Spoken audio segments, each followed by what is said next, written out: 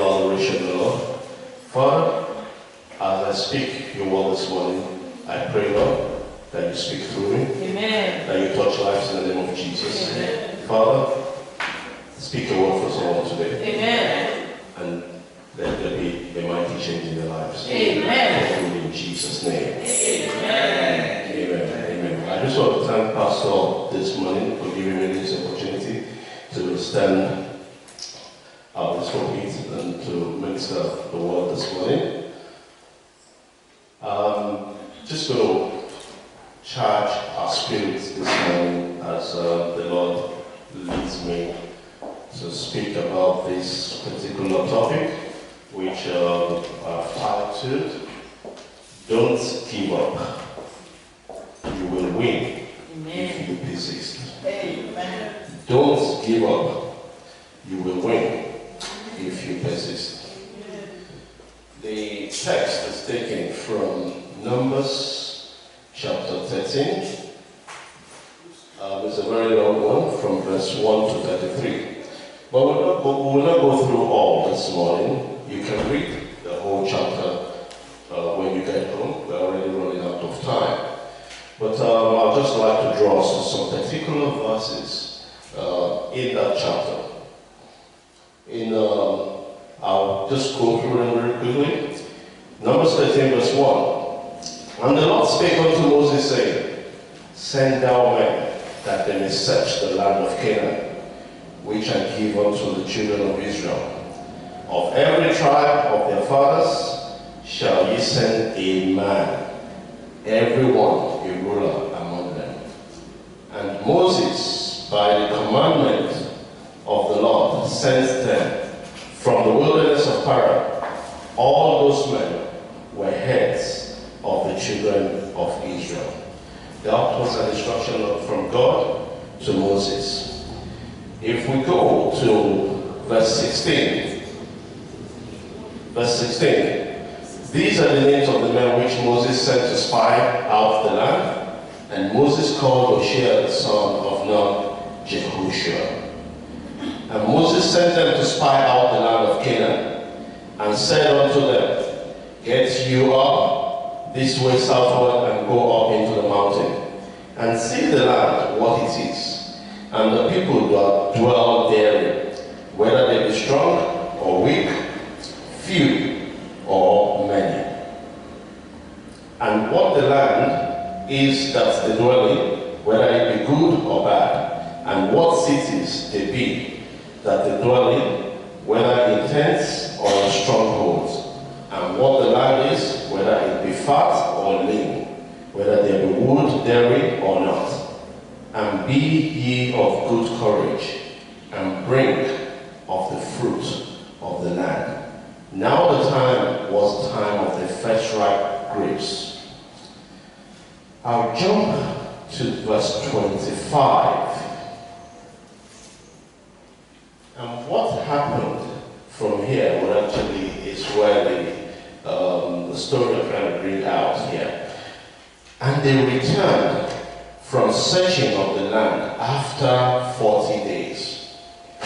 And they came to Moses and to Aaron and to all the congregation of the children of Israel unto the wilderness of Paran, to Kadesh, and brought back word unto them and unto all the congregation, and showed them the fruit of the land. Verse 27, and they told him and said, We came unto the land whither thou sentest us, and surely it floweth with milk and honey. And this is the fruit of it. There was evidence that they went to the land. Nevertheless, the people were strong that dwell in the land, and the cities are walled, and very great. And moreover, we saw the children of Anak there. Verse 30. And Caleb stilled the people before Moses, and said, Let us go up at once and possess it, for we are well able to overcome it. But the men went up with him, said, The men that went up with him said, We be not able to go up against the people, for they are stronger than we. an evil report of the land which they had searched unto the children of Israel, saying, the land through which we have gone to search it is a land that eateth up the inhabitants thereof, and the people that we saw in are men of great stature.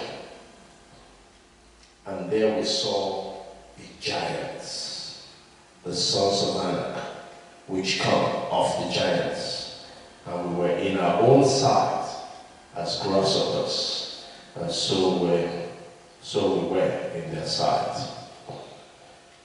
We could see in that story, Caleb, by the leading of the Lord, was very courageous. However, the men of Israel were very pessimistic. Fear gripped them. They were afraid of the giants in the land. Fear, obviously, limits. In your circumstances, what do you see? Do you see obstacles or barriers? Or do you see opportunities? This morning, I want to charge you, don't let the barriers put you off. Verse 33 there, we saw the report they gave, that they saw giants. The question again is, what do you see? We face all sorts of giants in various aspects in life, but how do we approach the situation? If I turn quickly to 1 Samuel, chapter 16, 1 Samuel 16. We look at verse 13 there. Then Samuel took the horn of oil and anointed him in the midst of his brethren. And the Spirit of the Lord came upon David from that day forward. So Samuel rose up and went to Ramah.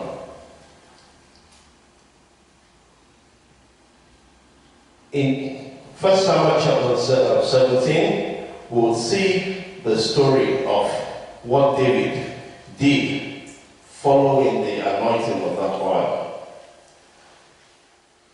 And I'll just quickly look at verse 3.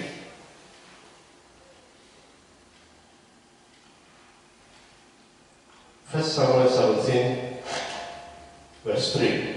And the Philistines stood on a mountain on one side, and Israel stood on a mountain on the other side, and there was an valley between them. And there went out a champion out of the camp of the Philistines, named Goliath of Gath, whose height was 6 cubits and a span. In verse 8, and he stood and cried unto the armies of Israel, and said unto them, why are ye come out to set your battle in array? Am not I a Philistine, and ye servants to Saul? Choose you a man for you, and let him come down to me. If he be able to fight with me and to kill me, then we will be your servants.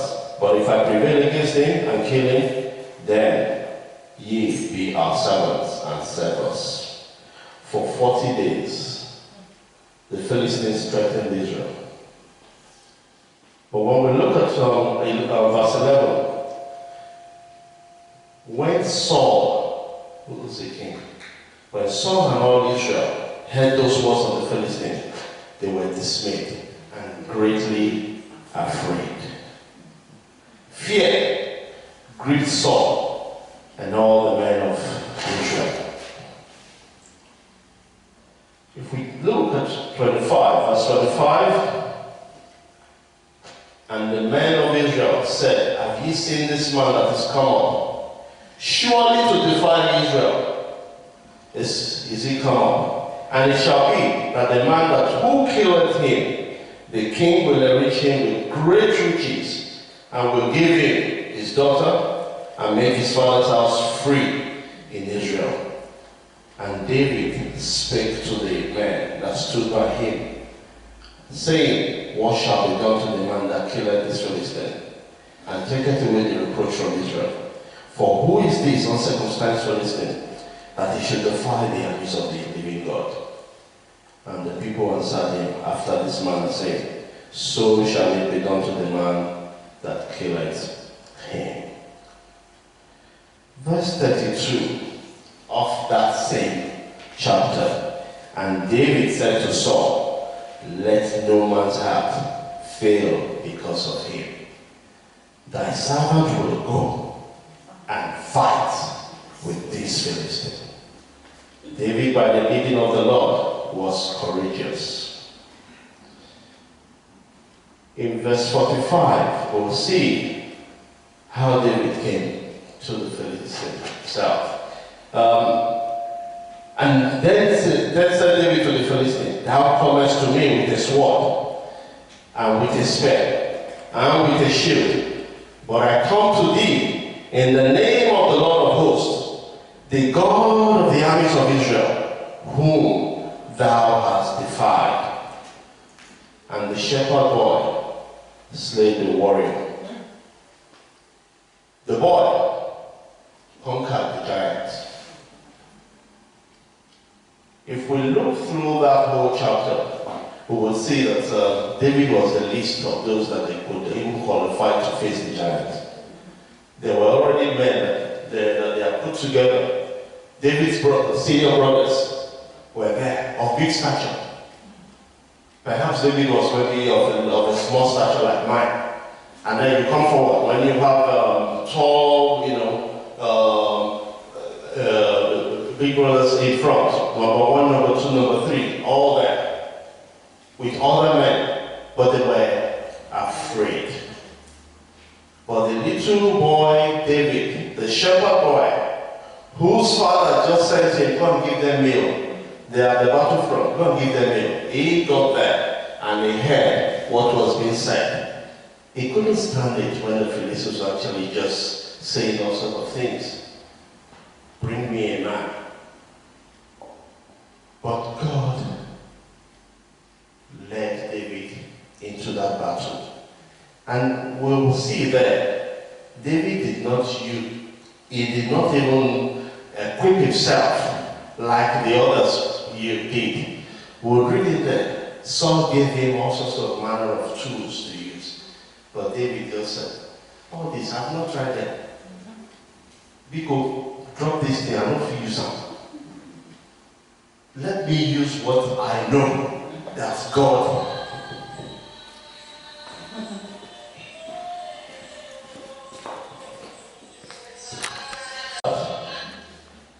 That's what technology does sometimes. When you least expect, it may fail you. Anyway, God gave David victory over his giant. And that was to do what? Is to inspire you and I to be able to confront our own giants. I don't know what your giants could be.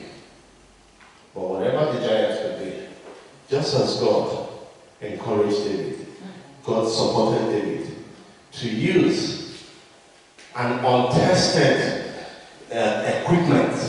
In my place, we call it catapult. He used catapult to finish Goliath. With all the spears and arrows and everything that they had, he did not use any of that. But because of what? He strongly believed in the God that was supporting him, the God that carried him, the God that he knew had helped him before and is also going to help him again. Giants can be tangible or intangible. The things we can't overcome because of fear or because we think we can't represent the giant. They can also be those unattainable goals, those unfinished projects, those unfulfilled dreams. Giant is anything or anybody that keeps you from being or doing what God wants you to be or do. Giants can be internal, they could be external. They could be real or imagined. They could be physical or emotional. The giant could be an attitude. It could be a habit. The giant in your life may be your belief. It could be the philosophy you have. A person that stands between you and God could be your giant.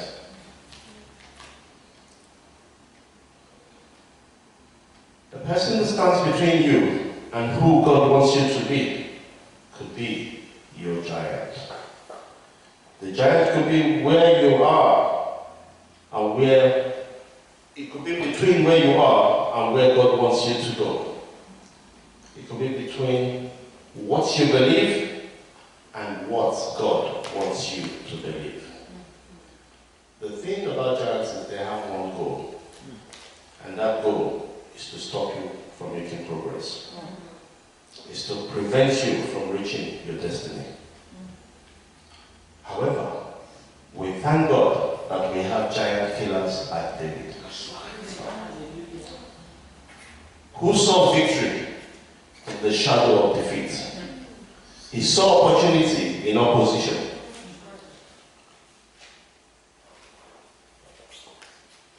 Giant killers see every fight as a test. They turn the challenge from the negative into the positive. We saw that in the example of what David did. They see potentials in problems. David is a giant killer by all standards. Giants can expose the hidden strengths in you, and it could be a measuring stick for your growth. They also help to feed our confidence in God. What are the lessons I learned from David as a giant killer? Number one, David did not start as a giant killer. He was a humble shepherd.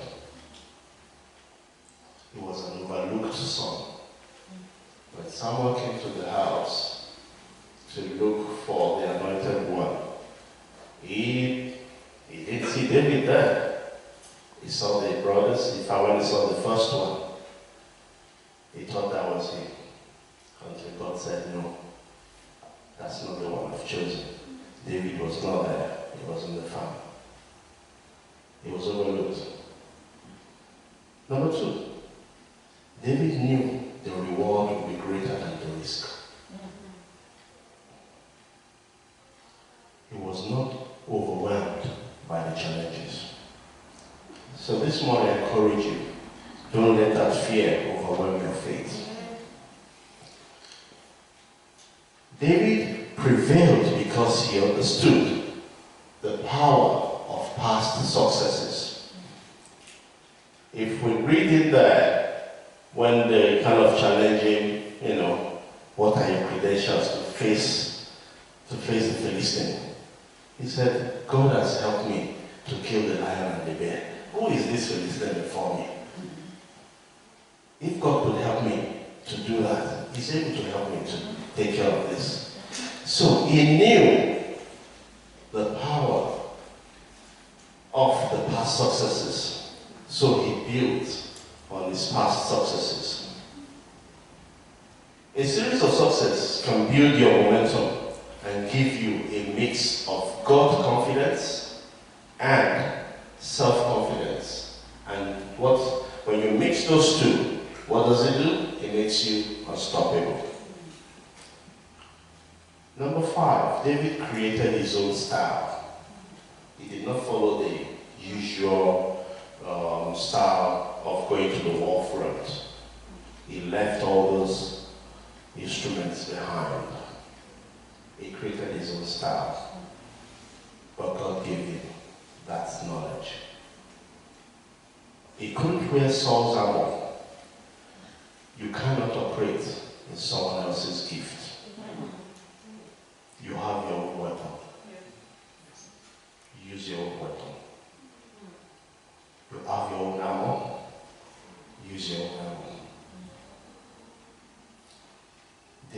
conquered Goliath with just a catapult, and he went straight into the center of his head.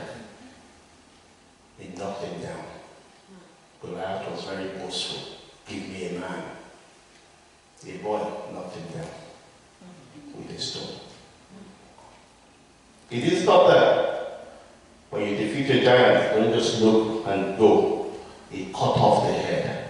He made sure he finished him off.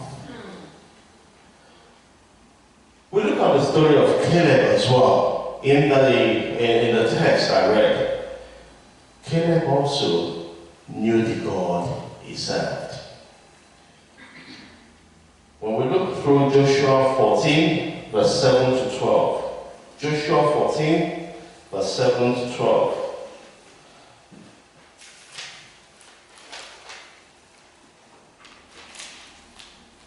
"40 years old was I when Moses, the servant of the Lord, sent me from Kadesh Barnea to spy out the land, and I brought him word again, as it was in my heart. Nevertheless, my brethren that went up with me made the heart of the people melt. But I wholly followed the Lord my God. And Moses swore on that day, saying, Surely the land wherein thy feet are trodden shall be thy inheritance, and the children's forever.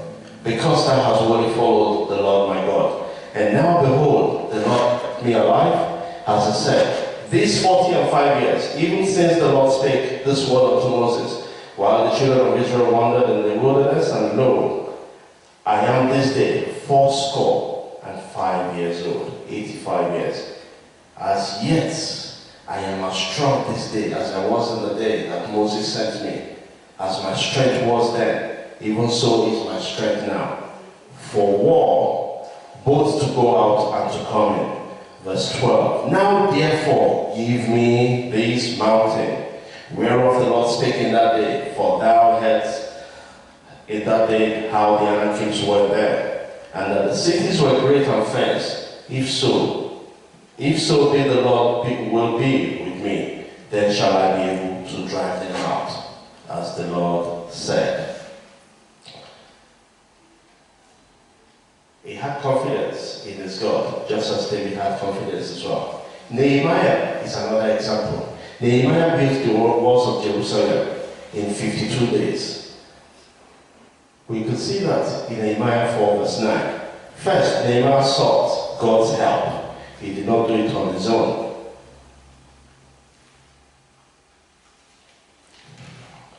Nehemiah protected his vision. And thirdly, he refused to quit. We can see that in Nehemiah 6 verse 11.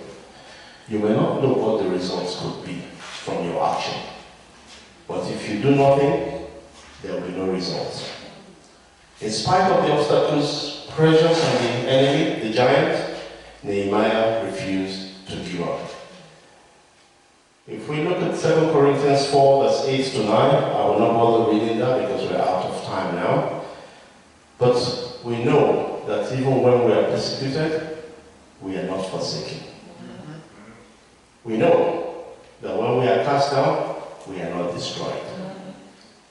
God reassures us through his words. As I just round up in conclusion, the trouble with most people is that they quit before they start. David did not quit. Nehemiah did not quit. Caleb did not quit. These are examples in the Bible that we could use. I just encourage us to fix our mind on the purpose, persist, and seek God's help. Work to obtain all the knowledge you can about what you want to achieve. Keep searching, no matter how many times you may meet with disappointment. Don't give up. Refuse to be influenced by the fact that someone else has tried the same thing and failed. They may have failed, but you have a God that never fails. That's right. Stay focused on God and on the idea. And again I say, stay focused. Father, we pray that you will help us. Amen. You give us a spirit of of a giant killer. In the mighty name of Jesus. The enablement, the empowerment, oh Lord, to remain focused, to stay, to wait on you, release to us in the name of Jesus. Praise the Lord.